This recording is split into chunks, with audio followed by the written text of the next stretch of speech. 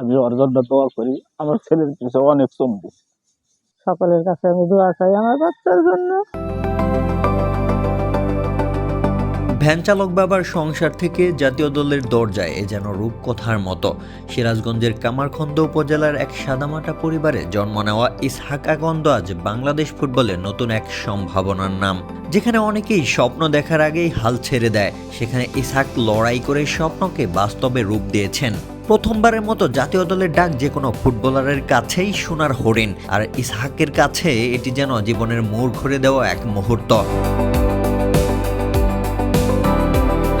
Bangladesh football federation AFC Asian cup বাছাই পর্বের শেষ ম্যাচকে সামনে রেখে ২৮ সদস্যের প্রাথমিক স্কোয়াড ঘোষণা করেছে। আগামী ৩১ মার্চ সিঙ্গাপুরের বিপক্ষে ম্যাচের আগে ঘোষিত এই দলে ব্যাকআপ গোলরক্ষক হিসেবে জায়গা পেয়েছেন ইসহাক আকন্দ।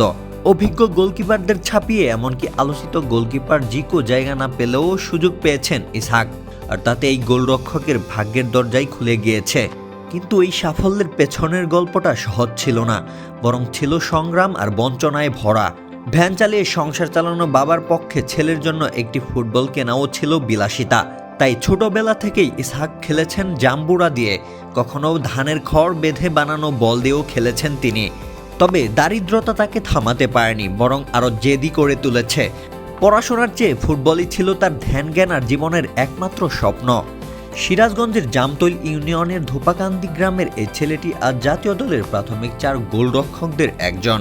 বাবা কামাল আকন্দের ৩ ছেলের মধ্যে মেজো ইসহাকের এই অর্জনে পরিবারের আনন্দ যেন বাঁধ মানছে না। ছেলের সাফল্যের কথা বলতে গিয়ে আবেগে ভেঙে পড়েন বাবা মা দুজনেই। চোখের জলেই যেন ফুটে ওঠে বছরের পর বছর কষ্টের গল্প আর স্বপ্ন পূরণের তৃপ্তি। আমি ওর জন্য দোয়া করি। আমার ছেলের পিছনে অনেক শ্রম দিছি। এমনও সময় গেছে যেমন যে বলের জন্য টাকা দিতে আমি টাকা দিতে হয়। সকলের কাছে আমি দোয়া চাই আমার বাচ্চার জন্য। ছোটবেলা থেকে মনে করেন খেলাধুলা সর্বোচ্চ ব্যস্ত ছিল বেশি, এবং খেলাধুলাকে অনেক ভালোবাসতো বেশি। লেখাপড়া করতো, কিন্তু লেখাপড়ার দিকে ওর আগ্রহ কম ছিল। ওই স্কুলে যাইতে বললে কারে মনে করেন যে ঠিকই স্কুলে গেছে, কিন্তু বন্ধু বান্ধবের কাছে বই রেখে ও মনে করেন যে খেলাধুলা নিয়ে ব্যস্ত থাকে। না, ওই ওই গ্রাম্য ভাষায় বলে বাদামি, ওই বাদামি দিয়ে বল বানাকে।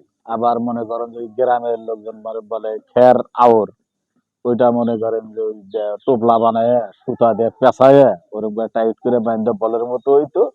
ওই দাও শটা শটা শটা শটা মনে করেন যে ও গোলকিপারে দাঁড়ায় মনে করেন যে ওটা ধরতো। এমনও সময় গেছে যে মনে করেন যে বলের জন্য টাকা দিতে আমি টাকা দিতে হয়। বড় ছেলে যখন আমাকে খবরটা দিল, আমার বড় ছেলেটাও কান্না করছে, আব্বা আমার ভাই ইসহাক আকন্দ চান্স পাইছে, ডাক পড়ছে। তখন আমি ছেলেকে যে কি উত্তর দিব এটা আমি বলতে পারিনি। তখন আমারও চোখ দিয়ে পানি বের হয়ে আসছে আমার এই ছেলের কথা শুনে। আমি গ্রামে মনে করেন যে গরিব ছোট্ট সংসার হিসেবে মনে করেন যে আমি ভ্যান গাড়ি চালাইতাম, পাও ছেলে ভ্যান চালাইতাম অনেক বছর, 18 হয়ে ভ্যান চালাইছি। আমার ছেলেটার পিছনে আর একটা শ্রম আছে, আমার গ্রামের এক ভাইস্তে লিখন নাম। আমি ওর জন্য দোয়া করি। আমার ছেলের পিছনে অনেক শ্রম দিছি। ছোটবেলা থেকে খেলাধুলাই করতো, পড়তে যায় বই খাতা থেকে খেলাধুলাই করতো, ঠিক মতো ভাত খাইতো না। যেখানেই খেলা থাকতো সেখানেই গেছে, কোনো খাওয়া দাওয়ার বাড়ির কোনো নাই, ওই খেলাধুলা নিয়ে থাকতো। যে আমার সে ছেলের আশা পূর্ণ করছে আল্লাহ। স্বপ্ন দেখছিল জাতীয় দলে খেলোয়াড় হবে, আল্লাহ বানাইছে। ইসহাকের এই সাফল্যের পেছনে তার কোচের অবদানও অনস্বীকার্য। ছোটবেলা থেকেই তাকে গড়ে তোলা, ভুল শুধরে দেওয়া আর কঠিন সময়ে পাশে থাকা, সব মিলে কোচই ছিলেন তার অন্যতম পথ প্রদর্শক। আমাদের হাই স্কুল মাঠে ও খুবই ছোটবেলা থেকে আমাদের মাঠে আসছে।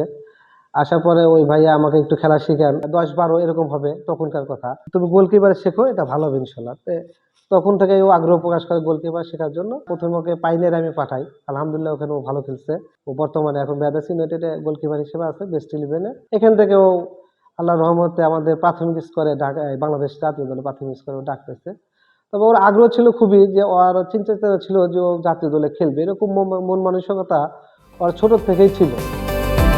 ভ্যান চালকের ছেলে থেকে জাতীয় দলের গোলরক্ষক ইসহাক আকন্দের এই যাত্রা শুধু একটি ব্যক্তিগত সাফল্যের গল্প নয়, এটি হাজারো তরুণের জন্য অনুপ্রেরণা। প্রমাণ করে দেয় স্বপ্ন যদি সত্যি হয় আর পরিশ্রম যদি নিরলস হয়, তবে কোনো কিছুই বাধা হতে পারে না।